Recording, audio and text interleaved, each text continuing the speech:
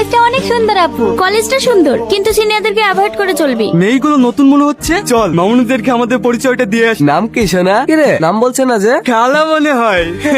চলো আপু। মালটা তো দেখছি অনেক ঝাড়। হ্যাঁ নতুন তো তাই তোকে চিনতে পারিনি, ও ঠিক বুঝে যাবে তুই কি জিনিস। তোমাদেরকে একটা সুখবর দিতে এসেছি। আমাদের কলেজ থেকে এবার ম্যাগাজিন বের করা হবে। তোমাদের ক্লাসের কেউ যদি লেখালেখি করে থাকে তাহলে তার নিজের লেখা আগামী 2 দিনের ভেতরে জমা দেবে। স্যার, আমার লেখা তো প্রেম ভালোবাসা নিয়ে, আমার লেখা নিবেন তো? নেব না কেন? সাহিত্য তো প্রেম ভালোবাসা মায়া নিয়েই তৈরি হয়। তোরা ক্যান্টিনে চ, আমি ওর সাথে একটু কথা বলে আসছি। দেখিস কবির কবিতা শুনে যেন ওর প্রেমে পড়ে যাস না।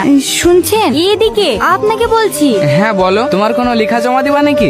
না, আমি কবিতা লিখতে পারি না, আপনার সাথে একটু কথা বলার জন্য আসলাম। ও, তুমি চাইলেই তো লিখতে পারবে। এই প্রকৃতিকে দেখো, এরাই তোমাকে বলে দেবে আমাদের জীবনে তাদের ভূমিকা কি। আপনি কি সবই এই ডায়েরিতে লিখে রাখেন? হ্যাঁ, মনে কোনো কথা ভেসে আসলে সব এই ডায়েরিতেই বন্দি করে রাখি। আপনার মনের কথা আমি পড়তে পারি না? মানে?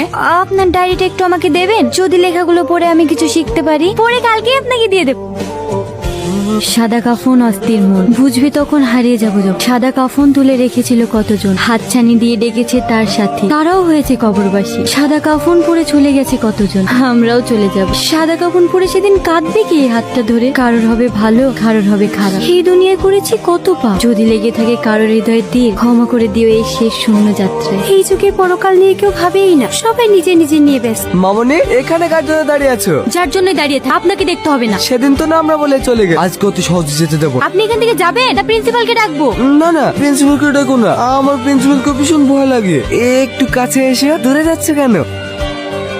আবার বিয়া তুমি শুরু করে দিয়েছি। দেখ আমাদের পার্সোনাল ম্যাটার, তুই এর মধ্যে নাক গলতে আসিস। তোর মতো ছেলেকে আমার ভালোভাবে চেনা আছে, ভালোই ভালোই বলছি, ঝামেলা না করে এখান থেকে চলে যা, না হলে কিন্তু অনেক খারাপ হবে। তোকে আমি ঠিকই দেখে নেব। আমাকে দেখার আগে প্রিন্সিপালের সঙ্গে দেখা করি। থ্যাংক। এতে থ্যাঙ্কস এর কি আছে? আমি তো আমার কর্তব্য পালন করেছি। আর তাছাড়া আমার সামনে অন্য কিছু হলে আমি কখনোই মুখ বুজে সহ্য করব না। আপনি অনেক ভালো মানুষ। ভাই হ্যাঁ বল, তোমাকে একটু আমার সঙ্গে কলেজে যেতে হবে। কলেজে? কলেজে আবার কি করতে? কিছুদিন আগেই তো কলেজ থেকে ঘুরে আসলাম। তুই আবার কিছু করিস নাকি? তেমন কিছু না, তুমি তো জানো কিছু না করলে আমার দোষ হয়। হ্যাঁ হ্যাঁ, সে তো আমি ভালো করেই জানি। তুমি কেমন ভাই, এবার মতো চলো। ঠিক আছে ঠিক আছে, কালকে যাবো। যা তুই ভিতরে যা। হঠাৎ কলেজে কি মনে করে? কি করব, ছোট ভাইটার জন্য মাঝে মাঝে কলেজে আসতে হয়। আপনি বলে ওকে দেখা করতে বলেছেন। ও, আমি তো শুধু ওকে ডেকেছিলাম, বকবো বলে ভয়ের সঙ্গে করে আপনাকেও নিয়ে এসেছে। বেয়াদব একটা। কলেজে ওপেনে স্মোকিং করে, কোন স্যার কিছু বললে মুখে মুখে তর্ক করে, আবার মেয়েদেরকেও বিরক্ত করে বেড়ায়। কিরে তোর নামে সব কি শুনছি? তুই যে বললে কিছু করিসনি। স্যার ছোট তো তাই ভুল করে ফেলেছে, এবার মতো ক্ষমা করে দে। তার কাছে ক্ষমা চা। স্যার আমার ভুল হয়ে গেছে, নেক্সট টাইম এরকম আর হবে না। তোমার ভাইয়ের কথা শুনে শেষবারের মতো ক্ষমা করে দিলাম, পরের বার যেন তোমার নামে কোনো অভিযোগ শুনতে না পায়।